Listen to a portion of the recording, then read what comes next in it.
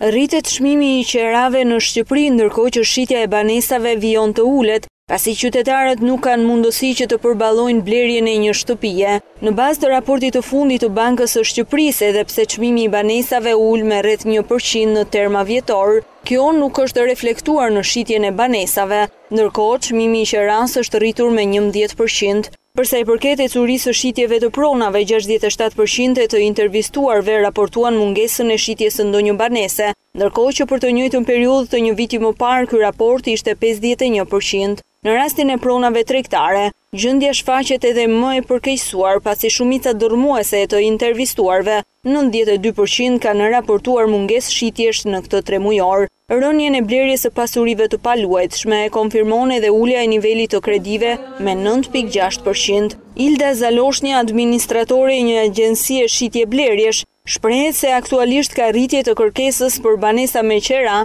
e ndikuar kjo nga ardhja e studentëve. Thosha që fakti i qeramarrjes konsiston më shumë si sektor, të themi, në tregun e real estate-it, tek studentët që vinë nga rrethet. Sigurisht, për shkak të krizës, ndoshta çiftet e reja që nuk kanë përsëri një stabilitet ekonomik zgjedhin përbashkëtesën e tyre të viteve të para, të themi, një shtëpi me qera. Pavarësisht të rënjes së ndjeshme të shitjeve të apartamenteve, ndërtuesit nuk pranojnë që të ulin çmimet, pasi kostot e ndërtimit kanë qenë të larta. Thonë që kostot janë të larta. Pastaj kjo është pjesë që llogarit nuk e di se si i bëjnë, është një llogari që e bëjnë ata vetë, por thonë që kostot janë të larta dhe kjo është arsyeja kryesore pse ata vazhdojnë të pretendojnë të njëjtat çmime. Qytetarët nga ana tjetër deklarojnë se nuk kanë para për të blerë një shtëpi dhe detyrohen që të jetojnë me qera. Të gjitha lajmërimet që kam parë në gazetë, internet, kudo, kanë qenë shumë të larta. Edhe në kushte minimale. Në krevate, gjërat minimale. Me relativisht të shtrenjta, të lira, varet nga zona ku jeton.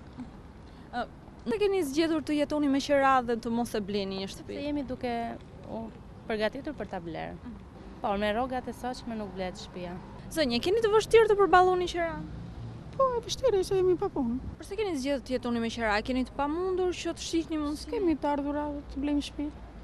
Ka një për një qeraxhi duhet lërin diçka mangët që t'i përballoj. Kjo është. Me qera jam.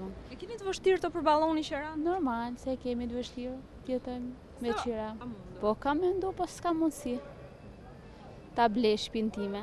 Në lidhje me pritshmëritë për të ardhmen për tremujorin e tretë të këtij viti, situata e përgjithshme në tregun e pasurive të paluajtshme në të gjithë vendin pritet të jetë më pozitive, por përsëri agjentët mbeten skeptik. Aktualisht në Shqipëri janë rreth 12.000 apartamente të pashitura.